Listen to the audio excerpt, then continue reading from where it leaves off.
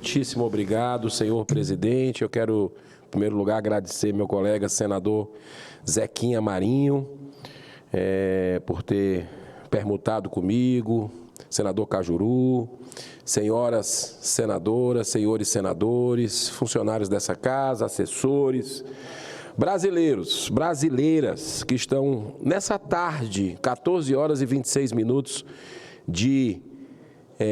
dessa terça-feira, dia 20 de junho, aqui fazendo esse bom debate, né? Daqui a pouco eu estou saindo para a Marcha pela Vida contra o aborto, que acontece aqui na Esplanada dos Ministérios, vai parar de frente ao Congresso Nacional.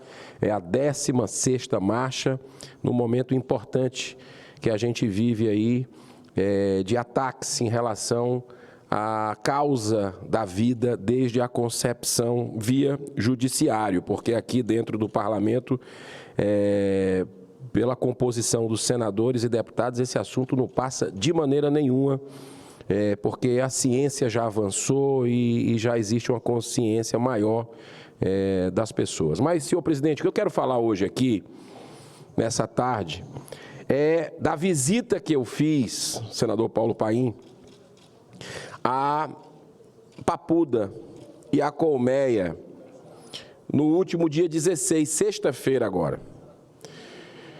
Pedi autorização ao Supremo Tribunal Federal, ministro, relator aí do inquérito, e fui visitar aos mais de 250 pessoas que estão ainda encarceradas nesses institutos aí, que é a Papuda e a Colmeia, em função dos lamentáveis episódios violentos do dia 8 de janeiro.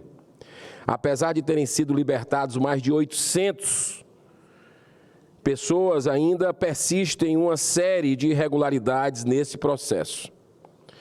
Nessa visita, constatamos que a alimentação ainda está muito ruim e faltam alguns remédios, aquela visita constante, pessoas com comorbidades que estão ainda detidos. Processos que não andam por falta, por excesso, na verdade, de burocracia, sendo que alguns correm o risco de voltar à estaca zero. As visitas, que é constitucional, estão ainda muito dificultadas, com restrições de 15 em 15 dias, exige, inclusive, algo que não bate com a coerência, com a realidade, que é que você ter, para uma visita virtual, já que muitas dessas pessoas são de outros estados, uma visita por celular, que possa conversar, né, no sistema remoto, precisa ter vacina. Quer dizer, não tem contato nenhum físico, não tem necessidade disso. Existem situações específicas em que o marido e a esposa estão presos e os filhos sem assistência. É de partir o coração o que está acontecendo hoje no Brasil. Há muita preocupação com o fim que será dado aos celulares apreendidos, pois neles existem gravações que podem comprovar, inclusive, a inocência de muitos que não cometeram nenhum ato violento. Por que está tendo esse temor de destruição de celulares que não tem onde guardar? Ora, isso é obrigação do Estado, até porque pode elucidar os crimes que nós, senador Cajuru, eu e o senhor, nós estamos na CPMI do dia 8 de janeiro para ver a verdade. Tudo isso pode e deve ser revisto em nome de uma justiça realmente imparcial. Digo isso porque em 2006, aqui eu não estava nessa época, mas um braço, segundo informações da imprensa e tudo, de movimentos de esquerda, com mais de 500 integrantes, invadiu e depredou o Congresso Nacional, ferindo mais de 50 pessoas. Sendo 21 funcionários da Câmara, um deles com traumatismo craniano. Apesar de tanta violência, ninguém chegou a ficar sequer 2 meses detido. Foram todos libertados, todos liberados, acusados tão somente de vandalismo. Por que que é 2 pesos e 2 medidas? Agora, na época era uma fila de parlamentares para resolver, para ver a questão dos direitos humanos. E agora? Como é que nós estamos com relação a isso? Vale para um lado e não vale para o outro? Agora, muitos pais e mães de família com endereço conhecido, ocupação definida e nenhum antecedente criminal estão há mais de 5 meses presos. E o pior, acusados de terrorismo. É ou não é uma injustiça míope com 2 pesos e 2 medidas? Vou citar apenas as irregularidades mais graves. Advogados dos presos estão tendo suas prerrogativas violadas sem sequer terem acesso aos autos. Audiências de custódia desrespeitando o devido processo legal. Falta de individualização das condutas, tanto nas denúncias quanto nos decretos de manutenção das prisões.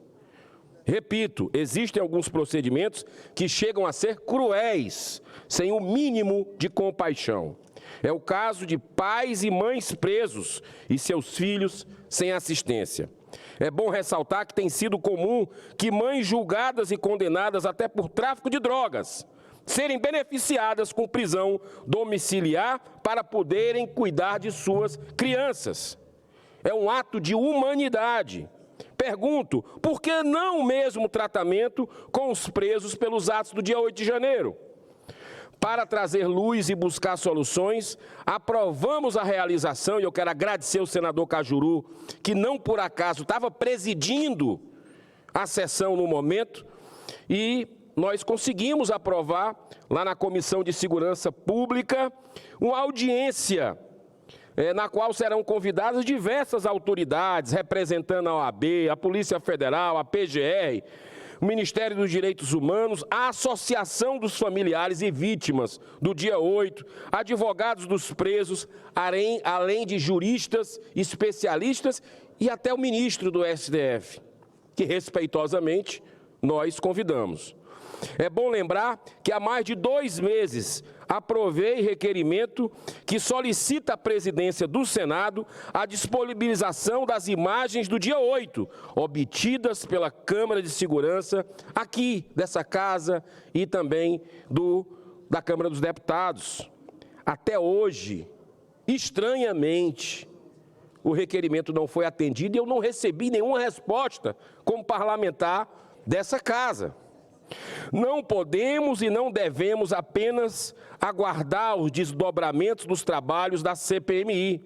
Não tem nenhum sentido a manutenção da prisão de mães e pais de família que estavam apenas se manifestando, muitos deles, eu conversei um a um, e a gente vê, sente, inclusive relatando detalhes, né? Que por isso que os celulares são importantes também, para que se tenha a checagem. As pessoas estão há mais de 5 meses, quando podem estar respondendo até em liberdade, como acontece com o traficante.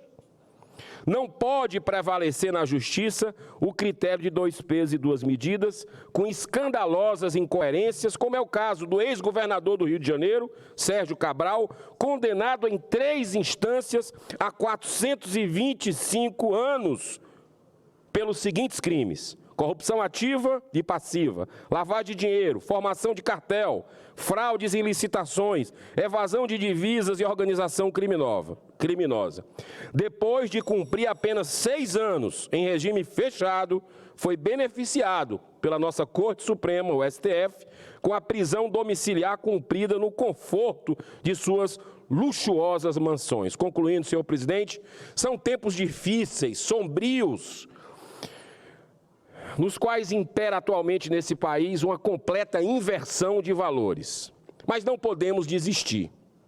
Vamos nos manter empenhados na busca pelo restabelecimento do Estado democrático de direito perdido, pelo respeito à liberdade de expressão, pilar fundamental da nossa democracia, tão vilipendiada justamente por alguns membros do Poder Judiciário, que deveriam, por obrigação da sua função, dar o melhor exemplo de honradez, ética e senso de justiça. aproveitando o último minuto, pela benevolência do presidente, meu amigo senador veneziano Vital do Rego, não vou passar desse 1 minuto, é tempo de resistir, porque acima de todas as ações humanas paira a soberana justiça divina.